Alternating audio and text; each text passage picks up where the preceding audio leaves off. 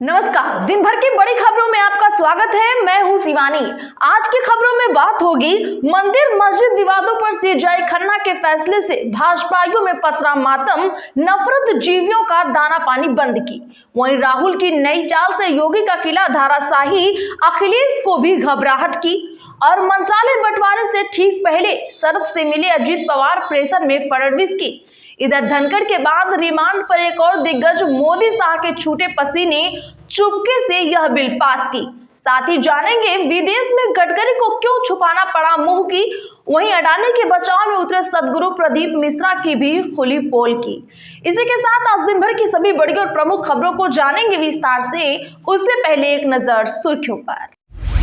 दावा, एक देश एक चुनाव बिल कैबिनेट से हुई मंजूर, अगले हफ्ते संसद में लाया जाएगा। पास हुआ तो 2029 तक एक साथ देश भर में होंगे चुनाव।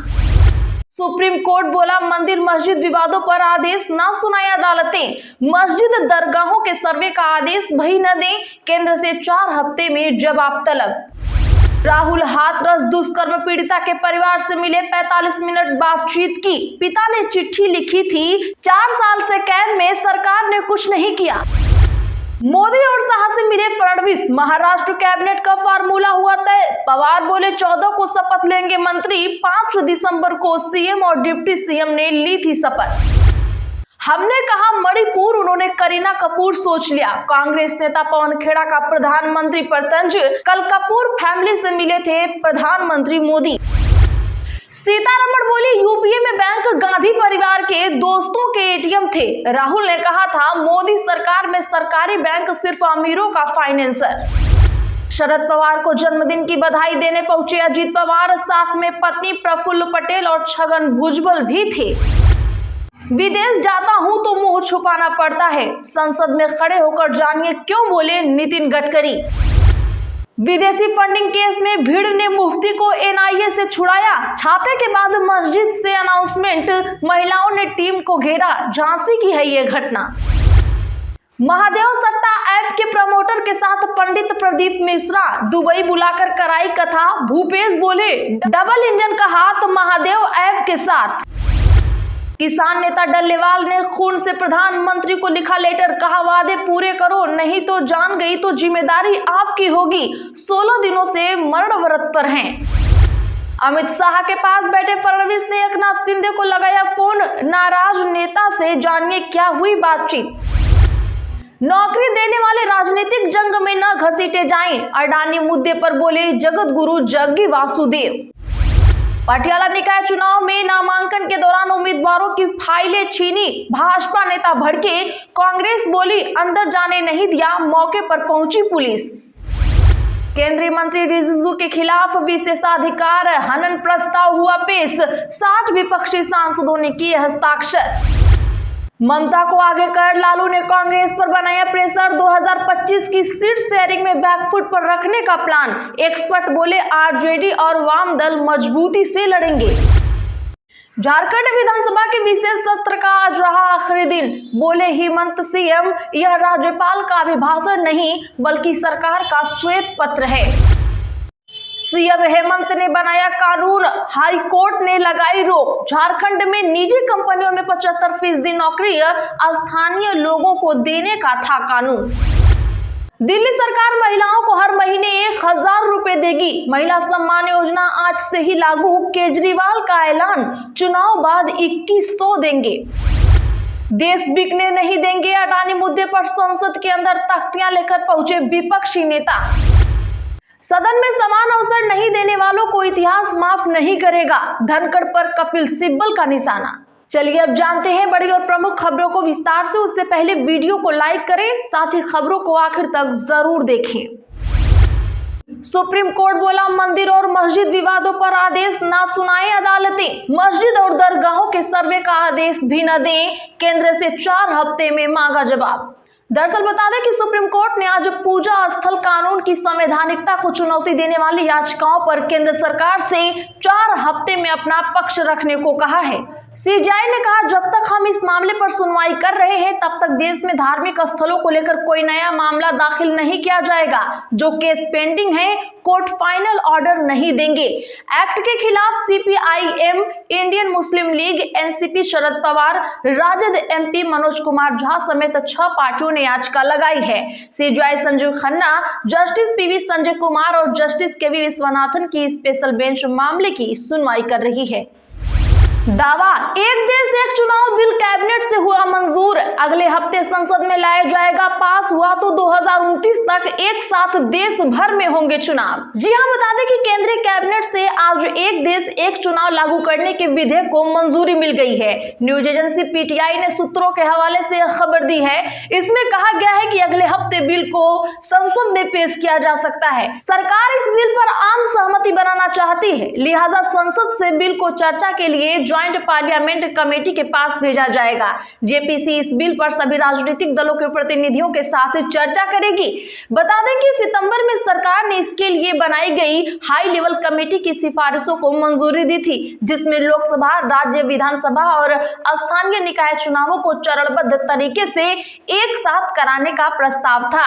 सिफारिशों के अनुसार पहला बिल संविधान के अनुच्छेद 82A में संशोधन करेगा, जिससे लोकसभा और विधानसभाओं के कार्यकाल की समाप्ति एक साथ हो सके। इस बिल को लागू करने के लिए राज्यों से सहमति की जरूरत नहीं होगी, लेकिन अगर स्थानीय निकाय चुनावों को लोकसभा और विधानसभा चुनावों के साथ कराने का प्रस्ताव आता है तो उसे कम से कम 50% राज्यों की विधानसभाओं से मंजूरी की आवश्यकता होगी। तो दर्शकों, क्या देश भर में एक साथ एक चुनाव कराना सही है? कमेंट जरूर करिए।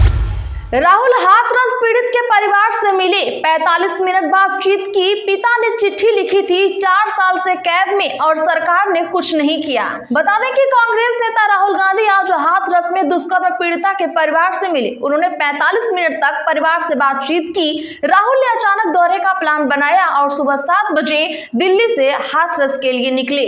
बता दें कि इसी साल 2 जुलाई को लड़की के पिता ने राहुल को चिट्ठी लिखी थी। इसमें कहा था, 4 साल से मैं कैद में हूँ, न कोई रोजगार है, नहीं रोजगार के लिए कोई बाहर जा पा रहा है। सरकार ने वादे भी पूरे नहीं किए। दर्शकों, आपको याद होगा हाथरस में 4 साल पहले 14 सितंबर 2020 को दलित युवती के साथ दरिंदगी हुई थी। शरद पवार को जन्मदिन की बधाई देने पहुंचे अजीत पवार, साथ में पत्नी प्रफुल्ल पटेल और छगन भुजबल भी रहे।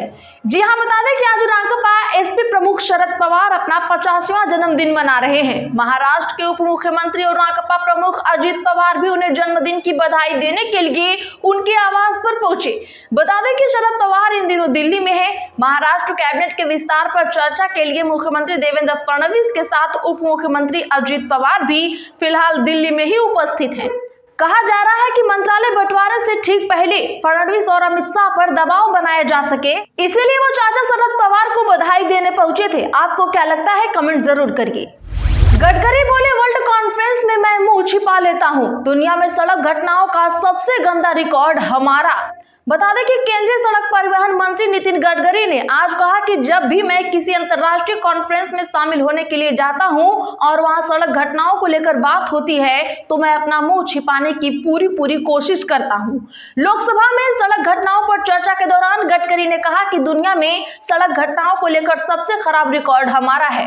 स्वीडन रोड घटनाओं को 0 पर ले आया और भी बहुत से देशों ने इसे कम किया है। मैं बहुत ट्रांसपेरेंट हूं, इसीलिए बता रहा हूं कि जब मैंने सड़क परिवहन मंत्रालय का जिम्मा संभाला था तो मैंने 2024 तक सड़क घटनाओं और इससे होने वाले क्षतियों को 50% तक कम करने का लक्ष्य रखा था। घटनाओं को तो कम करना भूल जाइए, मुझे तो यह स्वीकार करने में भी कोई शर्म नहीं है कि यह बढ़ गए हैं। इसीलिए किसी भी इंटरनेशनल कॉन्फ्रेंस में सड़क घटनाओं पर चर्चा होने पर मैं अपना मुंह छिपा लेता हूं और कोशिश करता हूं कि छिपा रहे।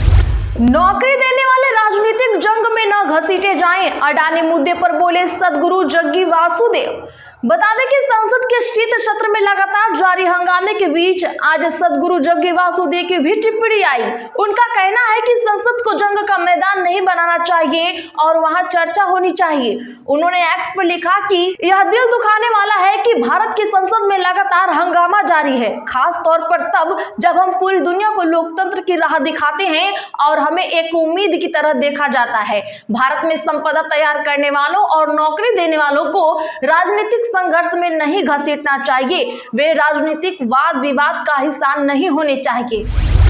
केंद्रीय मंत्री रिजिजू के खिलाफ विशेषाधिकार हनन प्रस्ताव हुआ पेश, 60 विपक्षी सांसदों ने किए हस्ताक्षर। जी हां, आज तृणमूल कांग्रेस की राज्यसभा सांसद सागरिका घोष ने संसदीय कार्य मंत्री किरेन रिजिजू के खिलाफ विशेषाधिकार हनन प्रस्ताव पेश किया।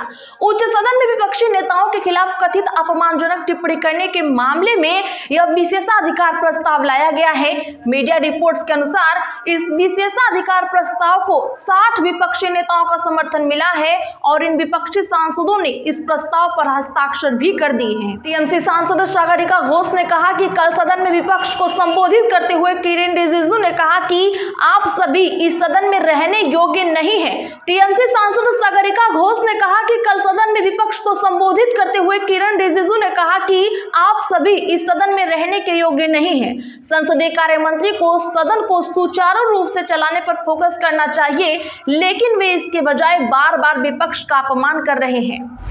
हमने कहा मणिपुर, उन्होंने करीना कपूर सोच लिया। कांग्रेस नेता पवन खेड़ा का प्रधानमंत्री पर तंज। दरअसल कांग्रेस नेता पवन खेड़ा ने प्रधानमंत्री नरेंद्र मोदी और कपूर फैमिली की मुलाकात पर तंज किया है। खेड़ा ने मीटिंग पर कहा कि हमने कहा मणिपुर, उन्होंने सोच लिया करीना कपूर। दरअसल 14 दिसंबर को राज कपूर की 100 बर्थ एनिवर्सरी है। इस मौके पर कपूर फैमिली ने फिल्म फेस्टिवल रखा है।